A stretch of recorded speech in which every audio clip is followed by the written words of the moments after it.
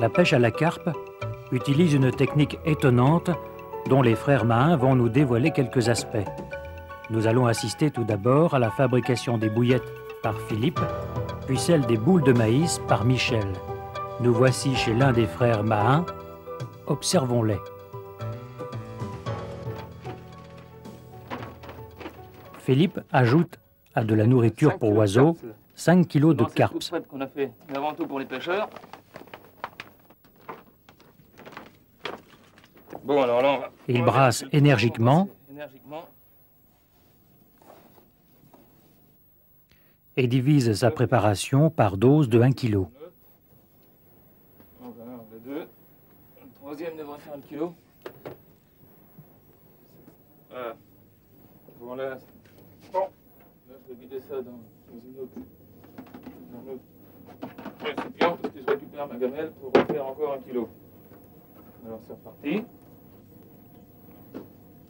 On va deux. Allez, on va trois. Bon, on va se débarrasser un peu. Il dispose à portée de main tous les additifs: colorants, arômes, sweeteners, réhausseurs, vitamines. Puis il sort de son armoire une boîte contenant divers instruments tels que doseurs gradués, seringues, fourchettes, cuillères dose, etc. Les seringues, important. Et ce sera tout pour le moment. Ça là-dessus. Bon, on va commencer par les vitamines minéraux. Il pèse du Vitrex, un concentré de vitamines et minéraux, 80 grammes par kilo de préparation. Voilà, 80 grammes de Vitrex. Après, il rajoute 2 cuillerées à café par kilo d'un stimulateur d'appétit en poudre. 2 cuillères à café par livre, en principe, j'en mets 2 cuillères puisque j'en ai 1 kilo. Alors tout ce qui est en poudre, tout ce que je rajoute en poudre, s'additionne à la poudre. Ainsi que la même quantité de Sweet Bay en hausseur qui est un réhausseur de goût. 1 cuillère à café par livre, j'en ai assez. Puis une cuillerée de colorant par kilo. Il est en poudre, donc le colorant en poudre, je le rajoute dans la poudre. Alors 1 cuillère à café pour 1 kilo, ça suffit amplement. Voilà. Il distribue les mêmes quantités d'additifs dans chacune de ses préparations. 1, 2, 3, 4 rouges.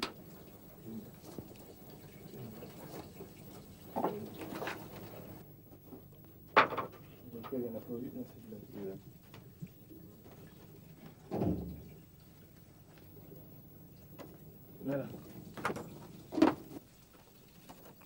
Voilà, en fait, il y aura des rouges et des oranges. Il réalise son mélange en secouant énergiquement 2 cuvettes emboîtées pendant 2 à 3 minutes. 3-4 minutes. Là, on pose. Attention à la poussière. Il constate l'homogénéité de sa préparation. Là, on suppose que tout est bien mélangé, ça se voit. La couleur est bien homogène. Fermez le sac avec On peut aussi utiliser un sac plastique pour le mélange. Ça fait le même effet. Il sort du réfrigérateur des acides aminés chimiques et naturels d'emploi facultatif.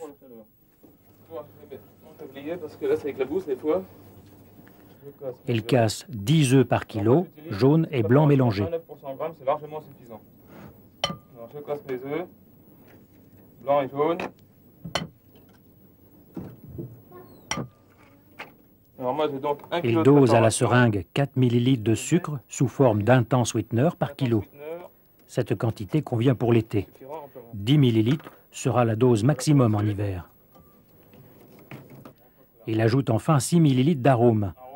Un produit très concentré, 1 pour 1000. Cette dose suffira car l'été les produits diffusent davantage. 6 ml ça suffira amplement parce que les œufs sont chaudes et les arômes se développent plus. En hiver on peut charger davantage. 5000, 6000. Alors l'utilisation de la seringue, hein, c'est plus pratique que le compte-gouttes, hein, c'est un peu plus rapide. On a la dose directement. Bon, après on continue. Les œufs sont battus en omelette. Bon, la fourchette ou au mixeur, hein, pour 500 grammes. Il dose, selon les indications du flacon, le composé d'acides aminés chimiques. Pour celui-là, c'est un concentré de synthèse. Il vaut mieux pas trop le dépasser. passer les doses. Par contre, celui-là naturel... En revanche, il charge davantage le composé d'acide aminé naturel, de l'aquamino-catchum, à 50 ou 60 ml par kilo. Efficace, il faut en mettre. Celui-là naturel, ça pose aucun problème. Voilà. Voilà, il ne me reste plus que l'huile à mettre. Dans l'huile, j'en mets 20 ml, 10 à 20 ml par livre. Enfin, il verse 30 à 40 ml d'huile dans les œufs. J'ai mis 20 ml, ça va suffire. Le mixeur est tout rapide quand même. Après avoir mélangé le liquide, il le verse dans la préparation en poudre. On fait une petite fontaine et on arrose. Bon, on fait notre ciment, hein, on fait notre colle. Bon, en principe, je dois tomber à peu près juste parce que c'est d'habitude. Bon, voilà pour le travail à la fourchette. Là, je vais y mettre les mains. Il termine le mélange en pétrissant la pâte à la main.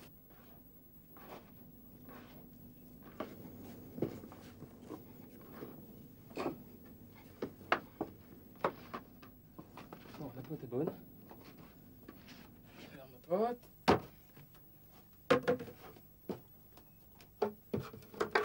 Il sépare la pâte en deux et roule 2 boudins du diamètre du pistolet pneumatique. Je vais rouler un gros boudin du diamètre de mon pistolet, que je vais rentrer à l'intérieur de mon pistolet. Alors la pâte se travaille toute seule. Hein. Là, je récupère mon pistolet, j'enlève l'embout supérieur de mon pistolet, je prends mon boudin qui doit rentrer dedans normalement. Il charge son pistolet. Voilà. Je le tasse un seul compris un peu dedans. Je remets la partie supérieure. Et là, je mets en pression. Bon, je vais travailler ici. Il se dirige vers un moule à bouillette de grande dimension réalisé par lui-même et son frère. Voilà. J'étale mes boudins. Donc, Il allonge plusieurs boudins sur le moule. Je les mets à un bout pour pas qu'ils sauvent.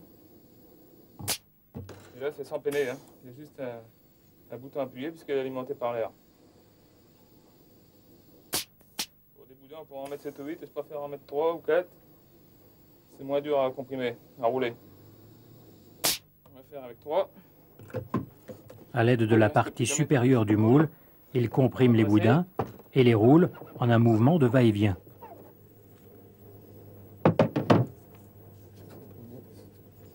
Il évacue les bouillettes à l'aide d'une réglette. Il répète l'opération jusqu'à épuisement de sa pâte.